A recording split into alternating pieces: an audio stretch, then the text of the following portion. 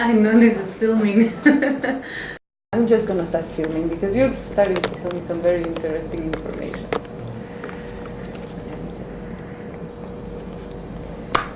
So, this, you say this is the moment of the signature of the Kavango? Yes, that is the signing of the Kavango Zambezi Chiefs Memorandum of Understanding on 7 December 2006. When? Sorry? On the 7th December 2006. Aha. And basically what that means that is the formal date on which the five governments or the five partner countries of the Kavango Zambezi Transfrontier Conservation Area agreed to say we are now going to commence the negotiations to set up formally the Kavango Zambezi Transfrontier Conservation Area. And this is the process that started on that day, and to this day we are still on that process because we need to consult, we need to consolidate, we need to do various other things on the background. Mm-hmm. And most important of all, the government would like to make sure that when they eventually sign a treaty that will now be establishing the Kavango Zambezi Transfrontier Conservation Area, the communities or the various stakeholders in that particular area would have been informed about the project that is going to come to the areas, what it means and what it holds in store for them, and that it is not necessarily going to interfere with their livelihoods. If anything, it is intended to benefit their livelihoods. But you see, a lot of times when people talk of benefits, they think of money. But from an environmental perspective, we not necessarily think of money. We always think of the good of the environment. And I think, as you said, I've been in conservation for almost 40 years now. I haven't heard of any bigger conservation initiative in the whole wide world. Yes, and you are the first person that I've heard comment that this is the hope of the world from a conservation perspective. I believe you very much. And unfortunately, as things can be difficult, see me here, I'm the only person that works on this project. I'm on my own, but I think in no time, I'll be having a team of people that will be working with me here at head office and also in the respective partner countries. And these are the people that will help me to drive the Kavango Zambezi TFC initiative. I worked on it for the first 2 years. My contract came to an end last year. I've been given another 2 years to take it to the next level, and I hope by that time, definitely I would have gone to the next level. And then I think I'll be ready to pass on the baton to the younger people to say, look, here is something, carry on. Mm-hmm. But we've done a lot of activities for the Kaza TFCA, and I think maybe as we go on, I'll show you what it is that we've done. Yes, I would be really very, very interested. Yes. So how does Botswana feel about creating this large transfrontier conservation area? Well, it is not just Botswana. It is the 5 partner countries. Mm-hmm. They are all very, very committed. One of the key reasons for getting the ministers to sign off the Memorandum of Understanding, it is to give the mandate to the officials to say, this is a project that has been approved by our governments. And the people that make the decisions on everything are the ministers. It is led by the ministers. The officials and the technocrats and everybody else just meet. As I'm doing here right now, I'm editing the minutes of the last ministerial meeting that was held on I think it was on the 5th of December last year. That is when the ministers met to review progress and to agree the next stage forward. And the other reason for the ministers is that, for you to engage in such a big conservation project, you need one, political support. If you've got no political backing, it won't go anywhere.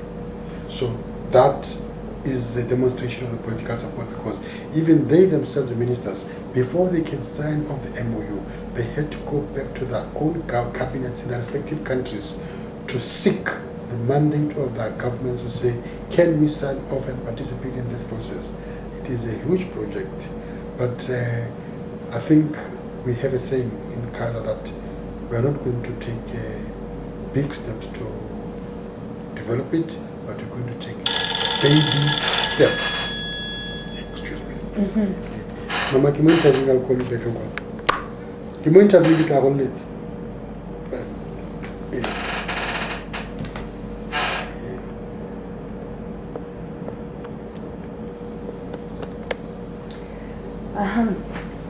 So baby steps. Baby steps. But which means, you start off slowly, and I think how baby steps grow to be giant steps and everything. But I mean, the way they start, wobbly, and then eventually firm, and then from the steps they can run. So it's a slow process, and I think it is important that this follows this process, because I mean, you've got to consult and obtain the buy-in of various other parties throughout this whole process. Otherwise, if you develop something that has got no backing from the communities, it is not going to work. Communities nowadays are part and parcel of conservation. Are what? Are part and parcel of conservation. It's unlike in the old days where, when the first national parks were set up, the government would go, this is a national park up in there, no hunting, no entry, no what. I mean, if you go in, you get prosecuted. We can no longer do things like that. I think, as you yourself said, we live in a different conservation world. And if anything is to succeed, it is going to succeed because of the people. If we leave the people behind, forget it. Yeah. Do you know Carol Murphy? Yes, I do. She's very much of the same mind as you. Yes, I know. She's strongly in working Namibia, with the people. with Namibia, I know Carol Murphy. Fatima Yes. Mulilo. And what are the main guidelines for creating this transfrontier conservation area? What would you say are the main philosophy or the main instructions about what to observe? There must be political support, will and support. That, I think, is the first and foremost important thing. And then I would say there should be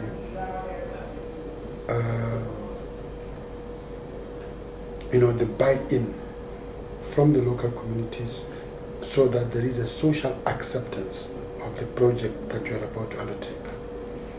And then there must be structures that have been put in place to say, this is the process that we are going to follow to do our negotiations. In other words, you've got to constitute different fora to say, this forum is going to be responsible for doing the technical issues. But at the same time, even when you have that forum for doing the technical issues, you need to have another structure that has been developed or set aside that would actually now qualify.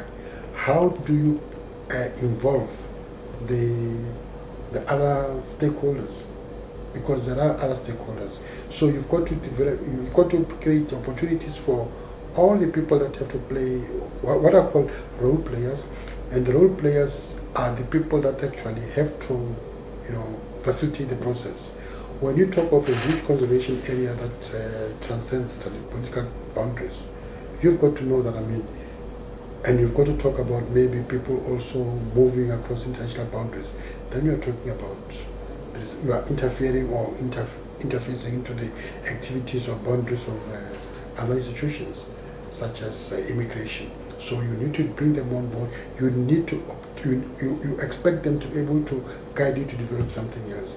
And as I said earlier on, these are the sort of things that you qualify in the memorandum of understanding to say, this memorandum of understanding is not a legal instrument, but it is a base for developing something that we want to eventually go to. And you are going to get these people to help you to develop a treaty where everything else will now be clarified to say, this is how it should go, and this is what it is going to be going. So you need to set up different structures, and you need also to bring in other role players, and you also have to bring in other important stakeholders. They have to participate in this whole process. Yes, how does the area of immigration of the Home Department Affairs feel about this? I think initially you'll appreciate one thing. First of all, it is conservation is not their portfolio responsibility, and for most of the time, they are not interested in the conservation issues. But because in the case of the Kavango Zambezi Transfrontier Conservation Area, it is not the first. I was involved from the very, very first formal Transfrontier Conservation Area that was set up in the Southern African sub-region, that is the Kalahari Transfrontier Park. And I think we have learned a lot of experiences from that particular one. But besides that, I've also been working in the Limpopo Shashi. I've had some inputs into Malawi, Zambia, Transfrontier Conservation Areas. I've also had some, in other words, I used to be the director of wildlife and national parks up until 2000. And when I retired, my whole focus was on Transfrontier Conservation Areas. And from that date onwards, I've been working on nothing else but Transfrontier Conservation Areas. But before, I was the director of this very same department. And I worked in Transfrontier Conservation Areas. My involvement starts off from SADC, because within the Southern African sub-region, we are different from most other regions of the world, in the sense that we have a proper instrument that actually mandates us to say we can do this thing, and it is called the SADC Protocol on Wildlife Conservation and Law Enforcement. And in that document, the SADC countries have agreed to say that they're encouraging the member states to say that they should promote the conservation of wildlife by establishing transfrontier conservation areas. The reasons are very, very simple. Unlike many other parts of the world, we've got what are called highly mobile species of wildlife. If you think of an elephant in Botswana this morning in the Chome National Park or in the Okavango Delta will move to Angola in the next 2 months. And if it moves to Angola, it is going through the territory of Namibia. And from Angola, it can go into Zambia. And from Zambia, it can go into Zimbabwe. And from Zimbabwe, it can move into Botswana. One and the same elephant. And the key thing is that, we should try to subject that same elephant to the same management principles. In other words, the protection it gets when in Botswana, it should be able to get that same protection out in Angola, in Zimbabwe, and in Angola. And to the 5 partner countries, if they use it, say, for tourism purposes, they should know that, it is an asset to them. And as an asset that moves between the 5 partner countries, it is therefore a shared asset, meaning that it does not belong to any one country, but it belongs to all of them at any given time, except one thing. And the most other important thing is that I think political boundaries, these are man-made boundaries that have been drawn up by men, the colonial masters and what have you. In other words, the boundaries that says Botswana is separate from Namibia and Namibia is separate from Angola, those boundaries were drawn up by men. They are not ecological boundaries. An elephant sees a river and it sees grass on the other side of the river and says, I can eat that grass because those are within its habitat. So for them, what we understand as boundaries does not make ecological sense to their livelihoods. For them, that is something that they can, they should be able to access, to go to the other side and move on. So really, what the point I'm trying to make is, there are very, very fundamental or underlying statements why it is so, and they are different at all times. Yeah. One of the reasons why I'm very interested, let's see, I'm just going to try and do this properly. Let's see. Okay. One of the reasons why I'm very interested in the Kavango-Zambezi Transfrontier Conservation Area is because in Mexico and the border with the United States, right now there are 2 projects going on contradictory to one another. One of them is what we call El Muro de la Ignominia, where the United States is building a wall, a physical wall, to prevent illegal immigrants from crossing from South America, Latin America, Mexico into the US. And the other one is a Transfrontier Park project, the El Carmen Big Bend Transfrontier Park project. So one wants to make a bigger boundary, and the other one wants to remove the boundaries. And I believe that we have much to learn from the Kavango-Zambezi Transfrontier Conservation Area project. One of the key things, or one of the primary intentions of the Kavango-Zambezi Transfrontier Conservation Area, or TFCs in general, is that they should promote peace and regional stability.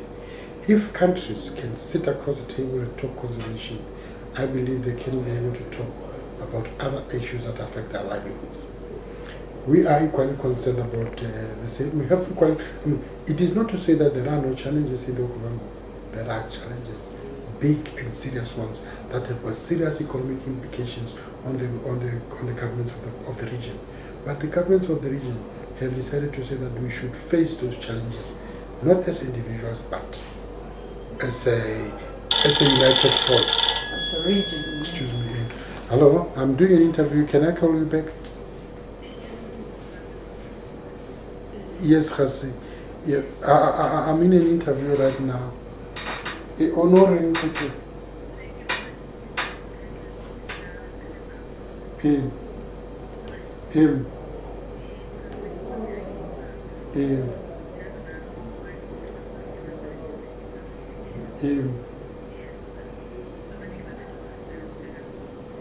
No, the copy me. Can I think only because we register it like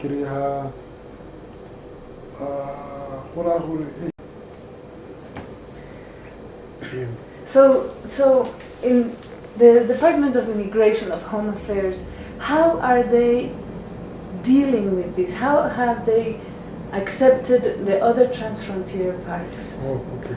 Well, the way they do it is that, we set up a structure. In other words, we have what are called working groups, where immigration officials of the 5 partner countries would come together and sit and advise on issues that relate to their portfolio responsibility, to say, look, if you want to do this thing, this is what it's going to be possible. In other words, we're able to provide advice to say, if you are going to set up this transfrontier conservation area and you would like to encourage the movement of tourists across international boundaries, these are the preconditions that you have to understand and to be able to follow. I can give you an example in the Kalahari Transfrontier Park where it is already working. You can enter the Kalahari Transfrontier Park from any side of the international boundary. It is between Botswana and South Africa. If you enter from the Botswana side, you can drive on the South African side, on the Botswana side, as long as you do not exit to go to the other side of the other country. If you've got to cross the border, say for instance, you go to the Kalahari Transfrontier Park and from there you want to go on to Joburg, you will have to go to a facility where you have to go and clear customs and immigration. But if you remain within the area of the Transfrontier Conservation Area, you are South Africans cross this way, Botswana cross this way. They just move freely across the international boundary, only within the confines of the Transfrontier Conservation Area. So the area is fenced? It's not fenced. It's not fenced. Mm-hmm. But the roads limit the movement. You see, what? No, the road doesn't limit any movement. I mean, to get out of the park on the other side? No. Mm-hmm. The park starts, in this part, the difference is that I think, in the case of the Kalahari Transfrontier Park, these are 2 contiguous conservation areas that are joined to each other. So the boundary is here, the other boundary is in here.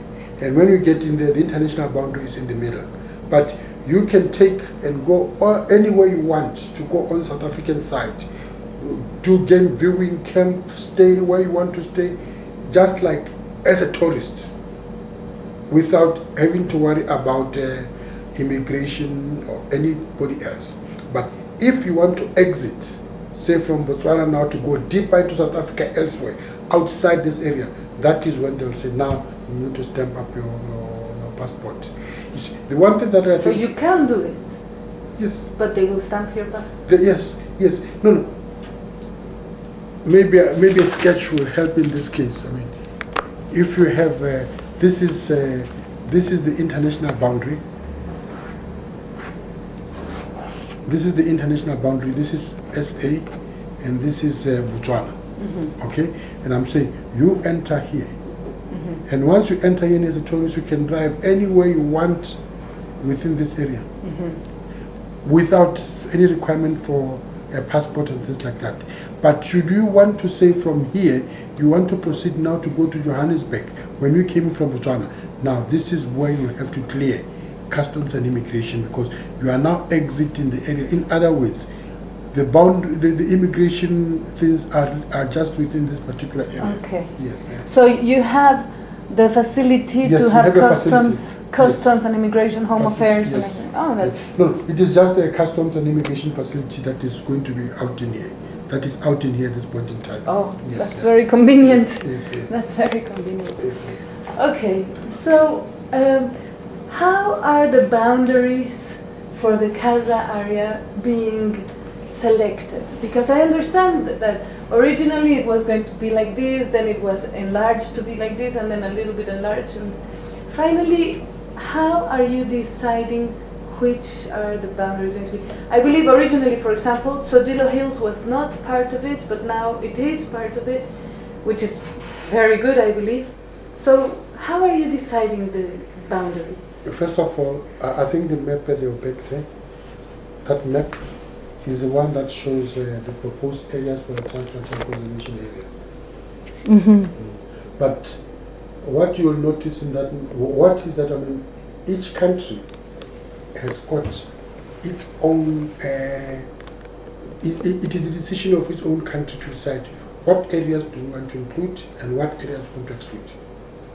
Mm-hmm. And this is not cast to say these are the boundaries. There is provision in the MOU and there will be provision in the treaty that actually says this is now how this is the areas that we want to include, but then the provision will be to say in the future you can add more areas or take off more areas. Uh-huh. And I think in the case of the Kavangos and Basic Transfrontier Conservation Areas, we were looking, I mean, I think the partner countries were always looking for areas that have got the potential for animals to be able to move into, and also areas that were also directly linked to something like, I mean, it is primarily related to the, you know, the Kavango is the main river, and the Zambezi is also a main river. So the two river systems, I mean, they've got their own, you know, tributaries and things like that. So they've also had a significant influence in terms of how and where can we put up these whole things. But they are also linked to say, sometimes you look at critical things like, I mean, what is it that we really want to set up? So they were saying, look, we'd like to set up areas through which you know that animals don't move into. In other words, there will be corridors for wildlife habitats. So one of the critical things in the setting up of the Kavangos and Basic Transfrontier Conservation is to try to say that we want to create corridors for wildlife movements. And these movements must take animals from one particular zone to the other zone. If you take, for instance, the Angolan situation, after years and years of civil war in Angola, there is peace, and then they are now trying to open up some of the areas. The wildlife in those areas were devastated and literally taken all out, and now there is an opportunity to say, how do we restock? Well, create corridors, allow animals that are the elephants that are in the Chobe, in the Delta, in Suamangu, in Zambia, whatever, to be able to move into those other areas. And you just have to create a conducive environment, conditions, and the animals will start moving in. If you go to that part of Angola right now, huge expanses of land, huge. If you go there now, you'll see increasing evidence of elephants and animals coming back. And this is good news. Very. Yes, more so, I think, as you said earlier on, I mean, our planet, I mean, is slowly, for animals at least, it is getting smaller and smaller and smaller. I mean, human beings are literally chasing animals everywhere, in all directions. You go to protected areas. In Botswana, when I was a young man, there were areas that you could go to, and you find that along the boundary you used to have buffer reserves. Nowadays, you have cattle, people all over, all around national parks and protected areas. I've been to worse places in my life. So really, I think it's bad news for conservation, and I think one of the important reasons why we feel, you know, transfrontier conservation areas have hope is because if you look at it, you are trying to extend the range of animal species to other areas and also offer them the same protection. But what people also don't understand sometimes is that I think When you say you are creating a Transfrontier Conservation Area, you are not creating a Transfrontier Conservation Park. A park has got its own rules, such as you do not hunt, you do not do ABC, and there should be no people, there should be no. In a conservation area, we talk of multiple resource use. There are people, for instance, in the Okavango, probably 1 over 2 million people that live within the area of the Okavangos and Busy Transfrontier Conservation Areas. Those people are going to stay where they are. They are not going to be relocated. They are going to continue their livelihoods. If anything, we are going to try to see how can we reduce the conflict between wildlife and humans in those other areas, so that we give them a greater opportunity to succeed in their own lifestyle, and them also to benefit from utilizing the wildlife resources. I mean, if you're going to put up, for instance, tourism infrastructure up in there, you want them to be involved, not just as employees. The wish should be to try to say that we would like to see them up in there as entrepreneurs, as people that can actually be the owners of those lodges, or they can go into joint partnerships with people that have got the capital to say, look, let us develop this lodge. That way, I think you'll find that, I think in the end, the people will benefit. It's a dream, but everything is made of dreams. It's not such a distant dream. I stayed in a community lodge in Namibia. Yep. And it was really nice. I went there just for a soft drink. I stayed there for 9 days. I was painting at the grootberg lodge. Yes. Yeah, it was really nice. So what would you say are the main hurdles, the main difficulties to creating the Casa TFCA? Well, I wouldn't say there are any major hurdles to creating the Casa TFCA that are any different from all other TFCAs. The challenges are the same. One, you are dealing with 5 governments in the Casa TFCA, and these 5 governments have got 5 different approaches of doing this. I mean, for instance, everything in Angola is done in Portuguese. It is so completely different from there. When you go to the laws of Zimbabwe, you find that the laws of Zimbabwe are different from the conservation laws of Botswana, likewise with Zambia and Namibia. So that in itself is a difficult challenge. I mean, you are talking about community lodges in Namibia. Those are legal entities that are recognized. It might not necessarily be the same in another country and things like that. So you find those are some of the challenges that we really face.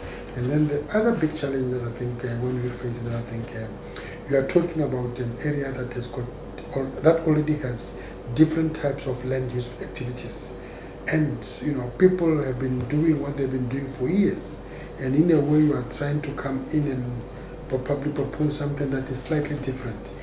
Talk to conservation. Anytime you talk to people about conservation, people from what happened historically, where conservation came in and said, oh, we are doing this for your good, and the next moment people are told, go out, come out, you can't hunt, you can't do this, you get arrested, policing and whatever. People are not very happy. I mean, they always do anything to do with conservation. There's nothing else. Oh, you are now trying to create another big park. And that big park, you are going to end telling us, get out, so that this area is for wildlife, and from the elites from the whole world to come and enjoy those benefits, and you will sit out there watching. That is one of the biggest challenges that is taking place in Gaza. But in other words, you need to start off with maybe activities that can give people the confidence that yes, really, you're trying to come up with something of a smart partnership of a different kind.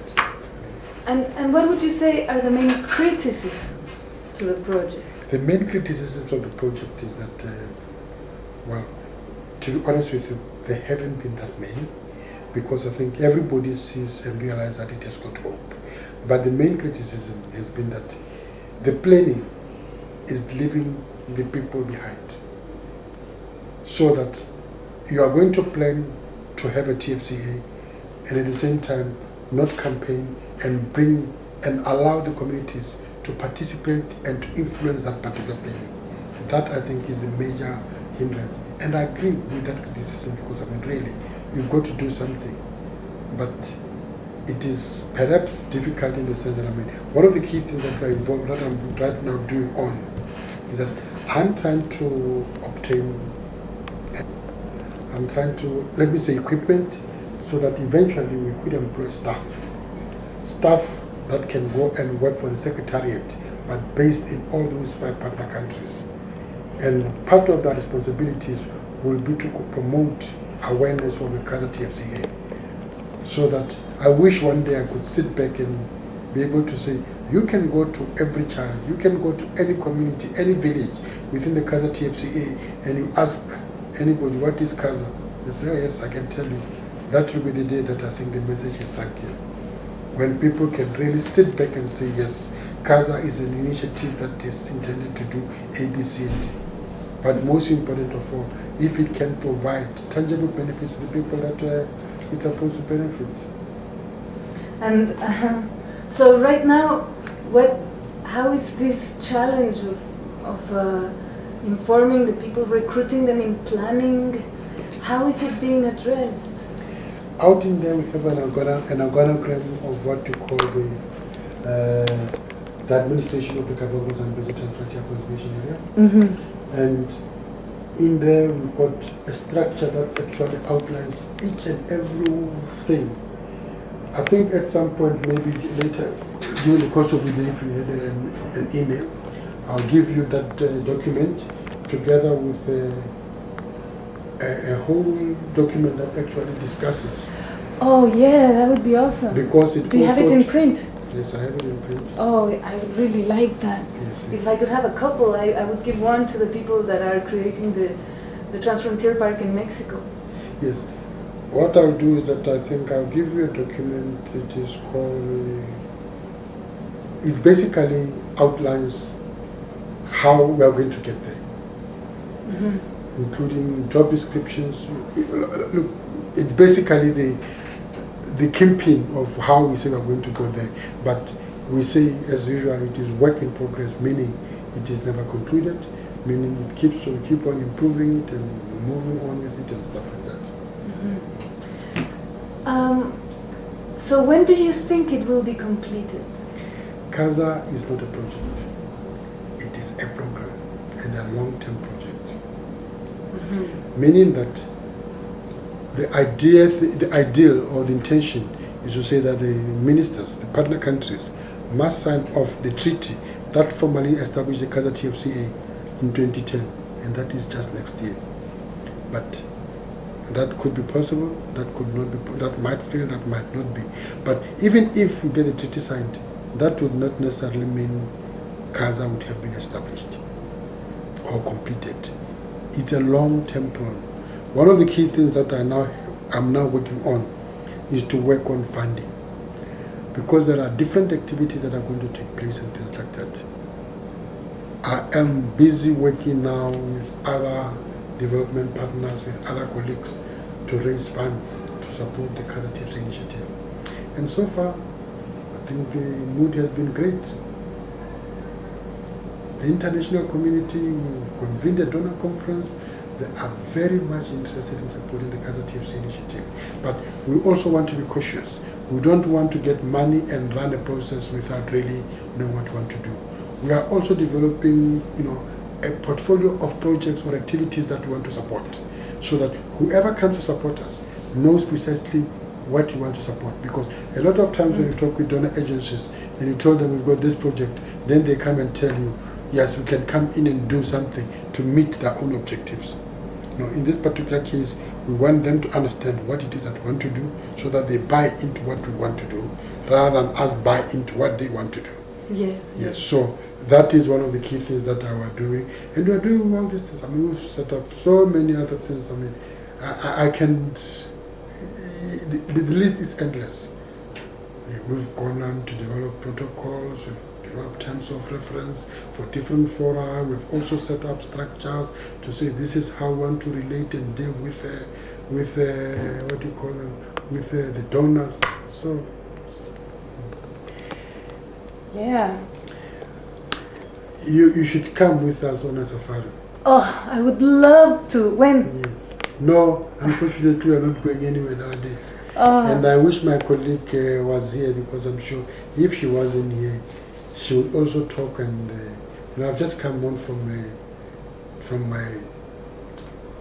my end of year leave, and I started work this week, and my mind is still on leave.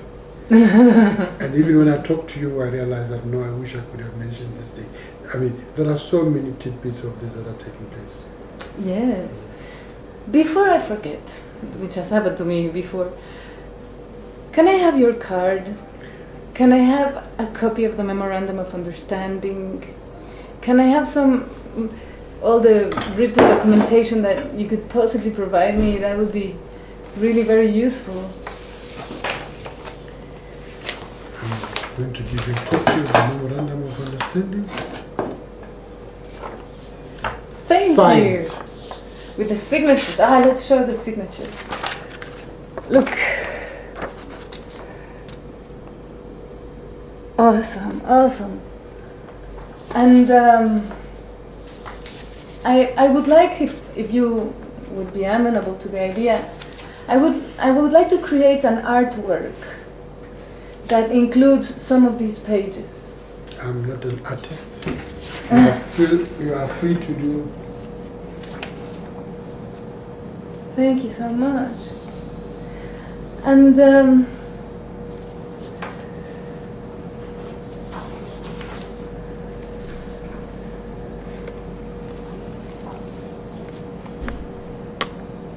So I'm going to look for that document to print for you.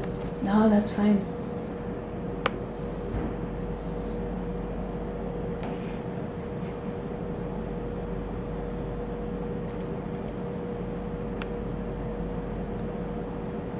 In the meantime, I'm going to film that poster.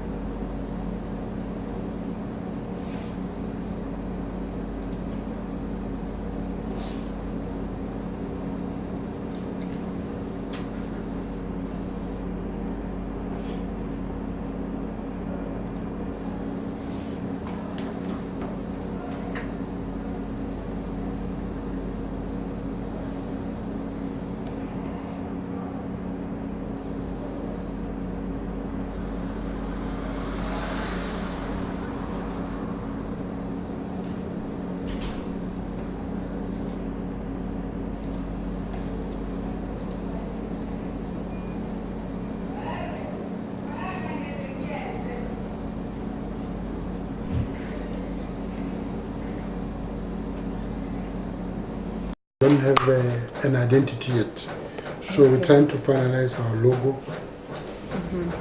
Okay, so your name is Mr. Sedia.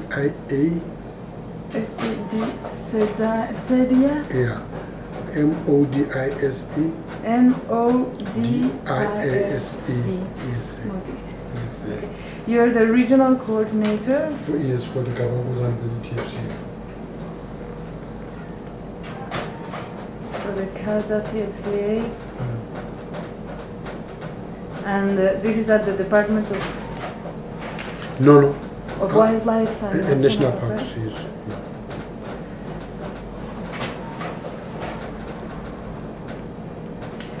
And this is in the Ministry of Environment and Tourism? Yes, it is. The full name of the ministry is Environment and Tourism? Ministry of Environment, Wildlife and Tourism. Okay. Do you want to stand out here first? Also? Hmm? Do you want to see something here?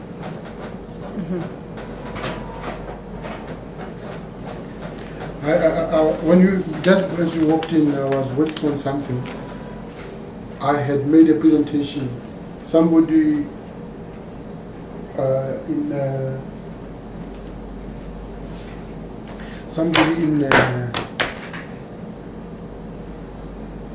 in in the US, ask me for something, and this is a presentation that I made. For instance, underlying philosophies of TFCAs, and then evolution of TFCAs, where they started and how they evolved, how they are today. Why has the printing stopped? Oh, it has not just stopped, it has finished printing. Can you give me your email address? Because I'd like to send you some progress reports on the paintings that I'm making. Yes. It is Modise at Yahoo. Modise SC. Yes. Okay. Modise SC at yahoo.com. Would it be possible maybe to have a copy of that document? I have my computer memory. This one? The computer memory stick. Yes, okay. But I was going to say, like, for instance, we have a definition of the SADC protocol, and then we have the SADC TFCAs where they are, and then we have the enabling instruments, and then, you know, TFCAs support various complement goals and objectives of various conventions, starting with the African Convention on Nature, UNESCO, what have you. And then the objectives of TFCAs, what is it that they're intended to do? And then the principles, you said, like for instance, what were the key things? There are no blueprints. Each TFCA is unique with its own requirements, political will and support, negotiated by multilateral paintings of government and government stakeholders, mandate of the government to engage, negotiations obtained through the MOU. And then framework of the TFCA negotiations, institutional structures in the MOU may comprise a patron, ministerial committee, technical committee, national committees, working groups. Those are what are now defined in this document. And then the engagement of stakeholders, I mean, it's a prerequisite political buy-in and social acceptance. Wow, it's a pretty impressive document. And then it's what is the role of government? What is the role of... We've gotten a foothold.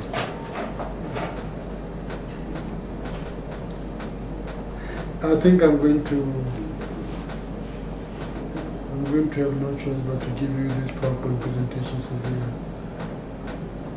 Please, there are, you can use them, but don't give them to too many people. I'm giving them to you to use. Could I give it to the person promoting the Transfrontier Conservation Project in Mexico? Why? Because it would, I think he would find very useful information. Yeah, to read and to understand. But you know, people are the greatest cheats on earth. Yeah. But if you say no, then I would not give it to him. Yeah. Okay. Where is your memory stick? My memory stick is here.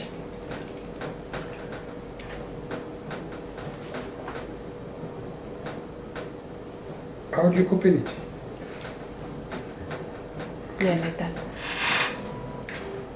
I hope it is not coming up with a virus from... No, it's got an antivirus included. That one. I have... Okay, I'll wait. Oh.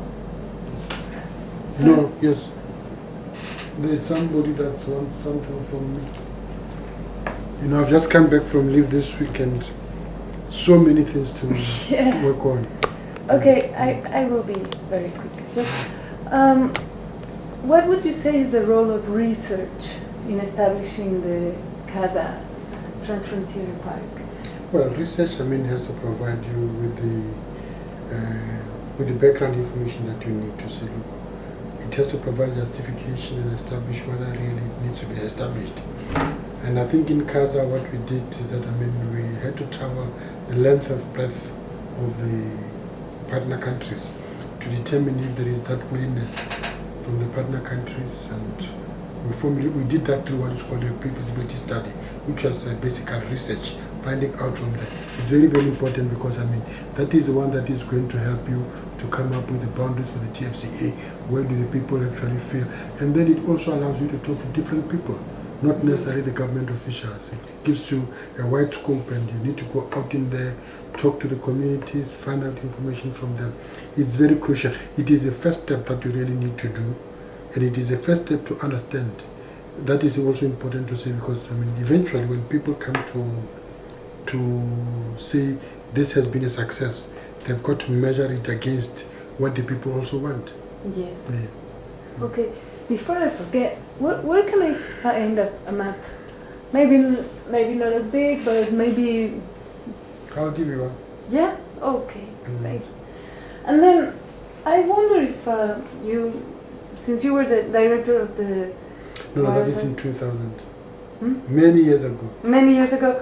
But I'm also very much interested in a topic that is a little bit controversial, and that's partly why I'm interested, which is the topic of fences, game fences, veterinary fences, and I was expecting to find in Botswana the environmentalists raging like crazy against the fences, and I was totally surprised to find them actually working with, not against, the fences. They have come to realize that the fences in many ways protect the wildlife and their spaces. And so I think this is also a very encouraging lesson to the world, to the topic of fences. So could I ask you a few questions regarding fences?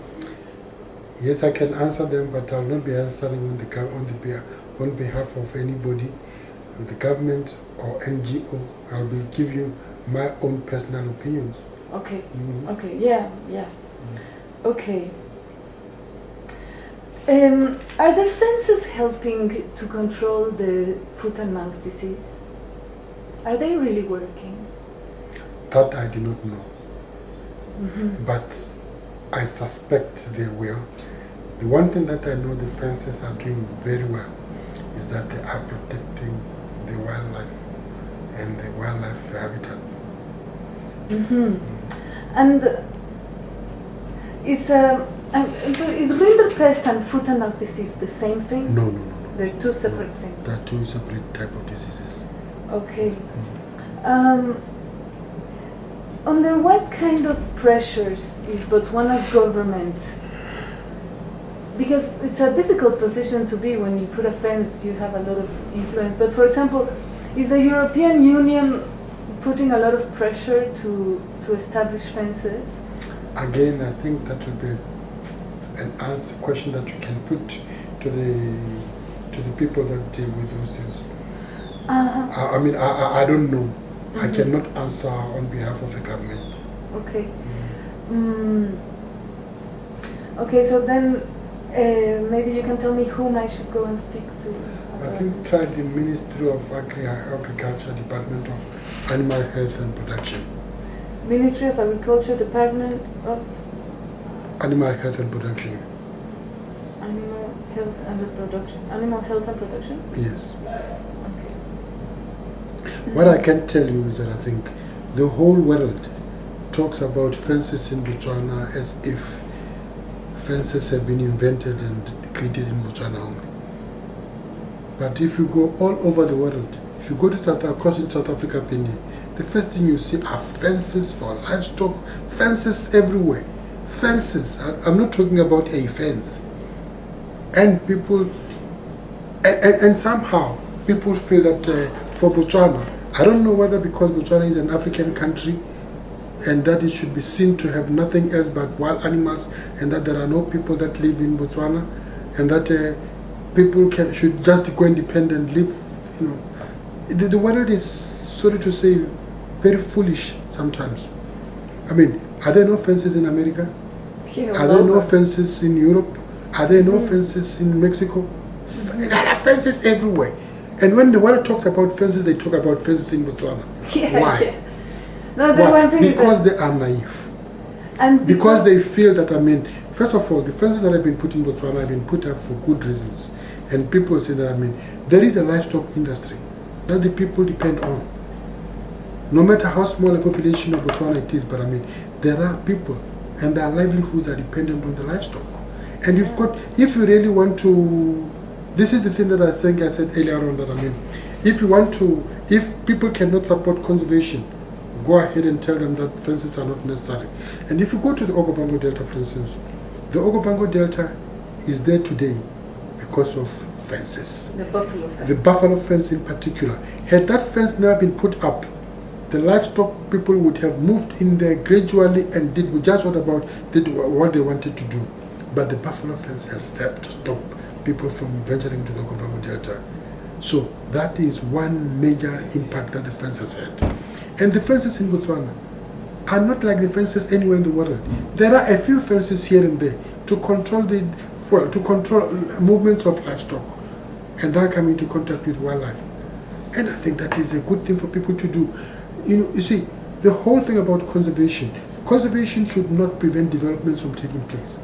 Likewise, development should also take conservation interests into their planning. And that is what I think Botswana is trying to do. There is nobody who can just come up and they say, put down all the fences because they're doing this thing. Look, granted, some animals do get entangled on wildlife fences. And I don't think it has happened only in Botswana. Elsewhere, let them pull down all the other fences and then let them restock. No. I think that the reason why people are... The difference, for example, between Mexico and Botswana is that in Mexico we don't have these wildlife migrations. We killed all the wildlife already. Precisely. So I think the world should also allow Botswana to kill off its wildlife migrations too. And in that sense, I know that you're trying to create a corridor for wildlife from the Trans-Kalahari to the central Kalahari Game Park. There is, it is not me, it is somebody on a different Conservation International. But we're not talking about fences out in that area. No. It's about wildlife corridors. Yes, yeah. That I understand that they're within the country. I don't know if it is as a result of the criticism of the fences or whatever, but I've heard that within the Botswana, you're trying to create wildlife corridors to go from the Trans-Kalahari Transfrontier Conservation Area to the Central Kalahari Game Reserve, and from there to the Kaza. How is this happening? These are people that dream. There is no linkage whatsoever. There is Western Kalahari Corridor, something. It is just trying to ensure that animals can continue to move between the Central Kalahari Game Reserve. These are animals of the Kalahari ecosystem. They have historically been known to move from the Kalahari Transfrontier Park through much of western to the Kalahari Desert to the Central Kalahari Game Reserve. And some used to go further up north, but no, that movement is no longer possible. Not only that, they used to move further deep into South Africa to as far as the Orange River. So this migration, as if this migration was only taking place in Botswana, no. But those animals can survive with or without these corridors. And as far as I'm concerned, I think this is just another waste of time, by the way. I think we've got to realize one thing. Men can manipulate and modify the environment. And I think in this particular case, men has modified and manipulated the environment. Those huge migrations that we used to have in those yesteryears are not there. I'm rather going to try to fight, to try to put all my efforts into ensuring that we have enough habitats and enough range for animals to be able to move within. Those extensive migrations were just undertaken as a matter of, to follow up the rainfall events. They are not critical to the welfare of those animals anymore. If they were, there would be none left today. But if you go out into Kalahari today, you will find great, huge, large heads of springbok and what have you. So I'll be honest with you.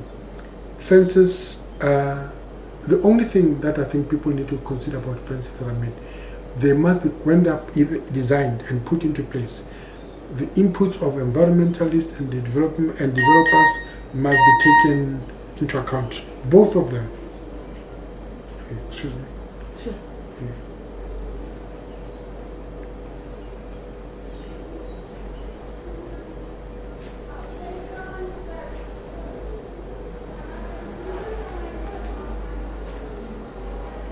Yes.